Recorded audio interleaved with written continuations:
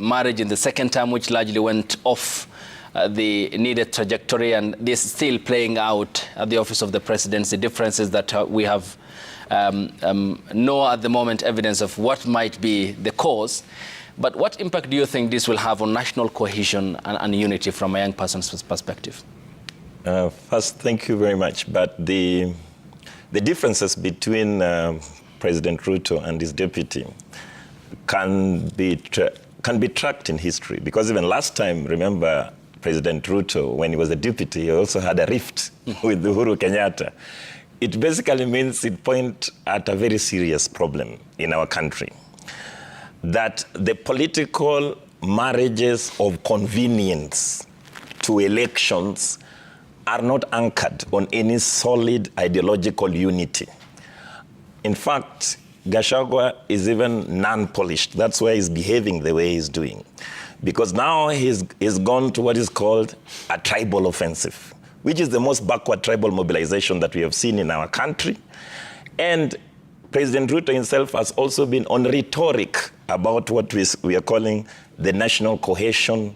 He's talking about things to do with building one party. But in terms of practice, his own UDA has also shown weaknesses that indeed the United Democratic Alliance, just like other political mobilizations, are not anchored on any sound political ideology. That's why voice is not heard. If you don't have money, you're not electable in politics. In fact, our democracy is only democracy for the rich to take power every 5 years to dictate their wishes and impose them upon the majority of the Kenyan people. We have not seen, even during you've seen now we are hearing voices on the finance bill, but whose voices are being heard in the public participation? It is not the big multinationals that are actually, changing, the agenda and talking about their interest as the finance bill a threat to the interest of the big business, not the interest of the working people. So we haven't seen much voices in terms of the Kenyan democracy. And the liberal democracy basically means the democracy for the money bags. This democracy that we have in Kenya was imported here. It's a democracy of the United States. It's democracy of the Western countries. Okay, but we have seen as well representatives of the working class who were there before the committee, and they even warned of massive layoffs in the event the proposals become a law. For example, the manufacturers, the bankers association, I mean, even the clergy for the first time appeared before the committee, and they warned of dire consequences in the event the contents of the bill pass as it is at the moment. The bankers association is not the working banker. For example, the defenders of the taxation for Coca-Cola business are not Coca-Cola workers. What we are talking about is the interest of the working class and the poor majority. For example, we are talking about excess tax now. Nobody is talking about the taxation on paraffin, the taxation. We are talking about taxation on business issues. In terms of, definitely in terms of the working class, where people are talking about the levy, the car levy. We are not seeing people talking about the price on food and what we call important daily needs. We are seeing that the taxation, the taxation, for example, on rent has been moved to the rent payers and not the landlords. Okay, given what you have talked about, we'll talk about the content of the bill. But largely, we have been revolving around the rift at the presidency, and I have Wanjuhi and Njeri who come from the region, Nyandarua and Nyeri counties. Wanjuhi, what's the perspective? How is it playing out in the gallery of the region from young person's perspective? And what do you make of what's happening at the moment between the head of state and his deputy? So first and foremost, I think it would be dishonest of us to come here and pretend as though Kenyan politics is not regional based. And I am not a member of the UDA party. I vied as an independent candidate, so I wouldn't speak to the matters of the party. But as an outsider, I think they convened with the sole purpose of winning the election, and one party failed to focus on guarding their interests and agreeing on the modalities of operation after they had won the elections. So, and I think, so when then they went into this marriage, they quickly realized that, there are things we ought to have put on the table. We didn't at the time. And it's time to go back and try and remedy the mistakes that we made. As a person from the mountain region, it's quite unfortunate that any time we say that the mountain should unite, it's considered wrong. But ideally, the mountain region ought to unite. And there is nothing wrong with a leader saying, let us come together and walk in one voice. Let us look at the issues affecting us as a people and walk in one voice.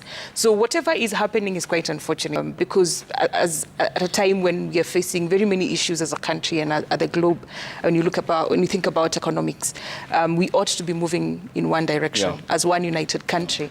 But the truth is that politics, we say in Swahili, si mama ya mtu. Yeah. And it's also not given, it is taken. And when you feel aggrieved, you have the right to speak up and say things are not going right. If you feel that your region is not benefiting from the amount of work you did to bring in this government, you have a right to also speak up. Okay. How does it affect us as a people? I think it's a wake-up call. Thank you. Njeri, what do you make of that?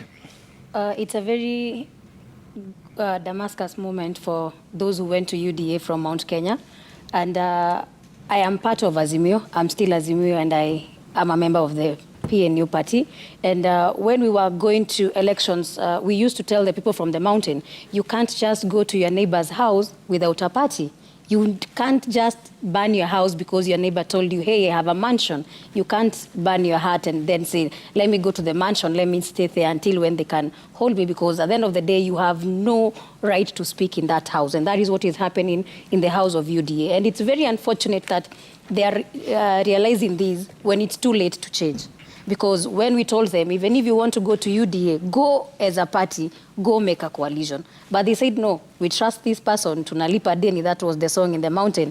And at a point, I remember those who were supporting UDA from the mountain even nicknamed the president Kamau, and they said, you know, our Kamau cannot betray us. And right now it has gotten to a point where they realized, oh God, we went to somebody's house, we cannot talk. When their children eat meat and we are given githeri, we have no choice. That is why you find that on our news, we find headlines that the deputy president is being denied a state chopper to go to an event. And you realize, well, they messed up, and it's okay for people to mess up politically. But the question is, at what cost are they making these mistakes? Right now, we are coming to the mountain and we are telling people that, you know what, Rigathi Gachagua has seen the light. And he himself publicly said, tulichanganywa. And I'm asking myself, if a whole deputy president is coming on air to tell us tulidanganywa, how again are we supposed to believe you this second time, and we don't know that utadanganywa tena, and you start throwing insults left, right, center to the former regime? Yeah. Because we have had Rigathi Gachagua himself say that alidanganywa, sasa tukatukana uhuru wetu, na uhuru ni wetu, tunafaa tuungane, tushikane, na pia uhuru ambiwe nimesema pole. You know, it makes the young people in politics question ourselves. Are these the people that we are looking up to politically? Okay. Because you can't wake up today and insult somebody, then tomorrow when the person who sent you to insult them starts sending other people to insult you, you come and tell us, oh, you know, I was sent. Because that time when you are doing the insults, you are doing it and saying that we are the shareholders. You even made it look as if Azimio is not supposed to be part of this nation. Okay. But now when things have gone worse to worse, you are like, oh, Azimio should come together. I'm even supporting one man, one vote, 1 shilling. Rigathi Gachagua supporting one man, one vote, 1 shilling does not even help. Because at the end of the day, he has no say in parliament. Okay. He has no say in Senate. So him talking right now is quite hypocritical, and he's just been a populist. Okay. That is my opinion. Okay. Eric Wanyama, I mean, is it healthy from a young person's perspective to see all this play out when this union was formed largely on ending ethnic balkanization, uniting the country, and the messaging that the UDA contingent carried during the campaigns that, look, we are going to change the dynamics of politics in the country, and that the voting pattern will not be along ethnic lines. But we see now there's one party that is retreating back to that, and then the other party that is cautioning against that. I mean, how do you see it from a young person's perspective? Yeah, thank you very much for having me, and thank you for such an amazing question. First and foremost, I would like to say that just like every other family, most of the times in the African setup, and we have seen it practically, that most strict parents raise very possible liars. Because no matter how much you may build the walls, the children that you are raising will want to find a way of surviving within your rules. And that is what is happening in this country right now. We've had collisions, and we have a history of collisions. But what we are trying to say right now, and what we are seeing right now, is evident that our politics is not based on ideologies. Politics should be based on ideologies, so that by the end of the day, even if there is a drift in the rift, or there are issues as far as the mountain region or the western region of the country is concerned, our coalition and our merging and our coalition policies should be able to address directly that we are going to achieve A, B, C, D. But if we miss out the point on what we want, then by the end of the day, we may differ along the way, and everybody will want to go there. The way what we are seeing happen today, to me, I expected, because if there is no document policy that safeguards this collision, then how are we going to hold on as we move into the future? Then we must have a policy document that says, hey, we are going to work together for the next 10 years. But then, very unfortunate, His Excellency, the Deputy President, said that we trust the President so much and we don't need kuandikishana. He said it on national TV that we don't need kuandikishana. Okay. And that means you are trusting your fellow human being. This is a human being, just like you, who has got their own impartialities, inequalities, and many other things that amounts to a human being. So I think as far as the Deputy President and the President issues are concerned, they need to sit back. The only person who knows what is happening in UDA and the Kenya Kwanza is the President and the Deputy President. All right. And it is not the best direction for a country to see the President and the Deputy President not working together at an early stage and a time like this when we are in economic crisis. Look at what we are having on board right now. We are talking about the finance bill. Issues of public participation. So instead of us focusing on public participation as far as the finance bill is concerned, our attention again has been drawn to focus on political drift, and that might not be so much good as far as our progress is concerned. It is very retrogressive. Thank you. Lucy, coming to you. As a communication officer at the ruling United Democratic Alliance Party, are we blowing a small matter out of proportion, or from where you say this is democracy? I think, first of all, thank you for having me here. I want to say from my point of view, I think people are trying to escalate things. From where I sit, the United Democratic Alliance Party is doing well. Where there is smoke, there is fire. It's doing well. It's just the outcomes of the ongoing grassroots elections. So people are trying to say, I don't know, this is happening, this is happening. It's democracy, it's the party, it's a ruling party, it's not a choir. These are things that are expected to be there because it's not a church, it's a political party. Yes. So all is well, according It's well. Okay. It's well, it will be well, and it's well. And Wycliffe Marina is one of the youth leaders in Nairobi County from Embakasi South. Yeah. Of course, you talked about probably out of an emanation of an overflow of the concerns and the grievances from the party's grassroots elections postponed in some parts of the country, including in Nairobi. And you contested, I do understand. What then do you make of what's happening within the ruling coalition and ruling party specifically, the UDA party? Thank you, Ayub, for this chance. Actually, what I say is that as from where I'm sitting now, I can clearly say that there is a problem in UDA party.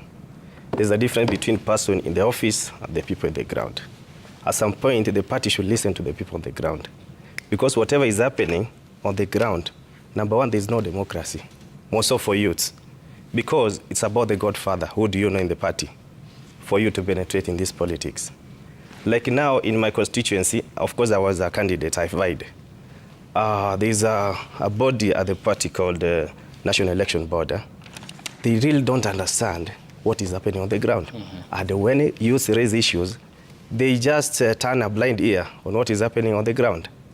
Like if you find this election was done, and you find that around 3 to 4 polling center, there were totally no election, and that the system, they upload the results. What is happening? And nobody has come to talk about that. Yes, please. I would like to tell you, the party has got election dispute resolution committee. If those complaints were there, people were allowed to file the complaints and they were listened. That's why you find some areas the elections were repeated. But if you did not file a complaint, then it means everything was okay. No. We filed the complaint. Yeah. And More than 60 people filed the complaint. Nobody was heard. Even me, among the candidates, even my name was missing in the system, Kim's kit. But nobody heard me. I am the person who played the big role in UDA and Embakasi South. But I could not be heard. What is not happening whereby you find somebody who has never even known UDA takes the glory of the people. Many people took time to campaign for the party. Like me, I opened the constituency office in Embakasi South as secretary of 12 people. I registered more than 10,000 UDA members. But they can say that my name cannot be heard in the system. The broader conversation is on political parties. The only party that has existed for a long period of time, I would say, is KANU, followed by ODM. But most political parties are formed as vehicles for the election. After winning the election, we now start thinking about the next party. We are not even sure that UDA will be there in the next election or will be a major party in the next election. We will probably form a different vehicle to form. And so I see an opportunity for we, the young people, to come together and form political parties that are based on ideologies that have that will outlive us. When you think about the ANC, South Africa has just completed their elections. ANC is a solid party that has been there since their fight for the independence. So I think it's a broader conversation on how do we form lasting political parties that have strong structures that will exist beyond one political cycle. Yeah, and you mentioned the ODM party and KANU by extension. Of course, KANU not wielding as much command as the ODM party does. But the question is then, Wanyama, coming to you, even for the ODM party, what would be the Orange Party without or minus Raila Odinga? Yeah, exactly. And before I come to that, let me also maybe make an additional on what Wanjui has said. You see, let us look at KANU, the parties that have been have formed government before. When the late President Moi died, or rather exited from the political arena, have we been able to see KANU coming back and bouncing back strong? No. When Kibaki took over with PNU, then NAC, after him, is PNU and NAC functional, so strong? No. Jubilee, then we had TNA.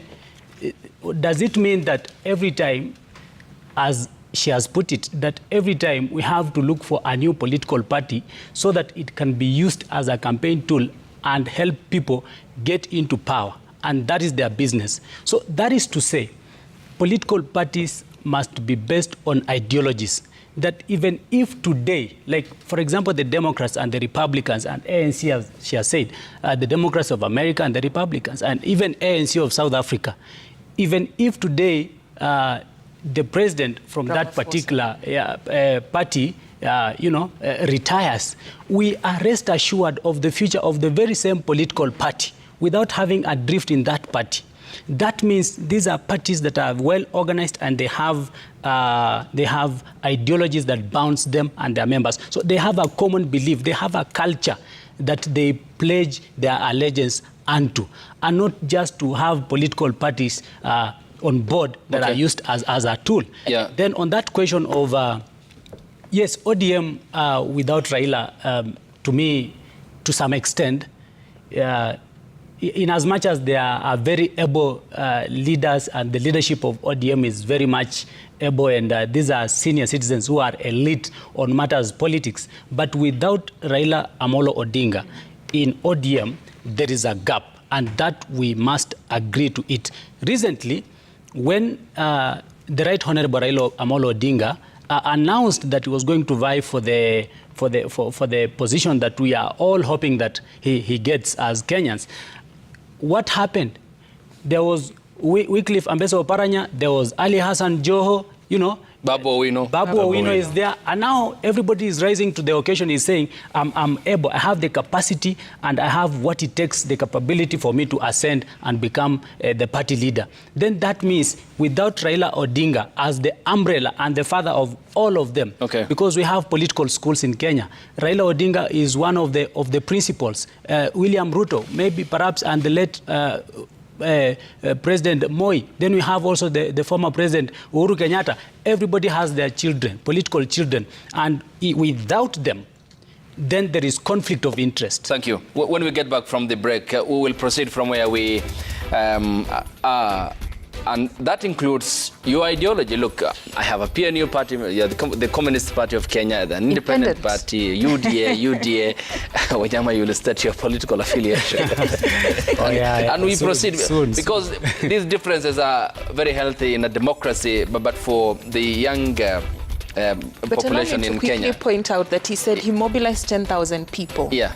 That tells you that he has the power. This is one individual. And this is one. Of course, we'll talk about the practical aspects of how we move forward. The question is, how did he mobilize them?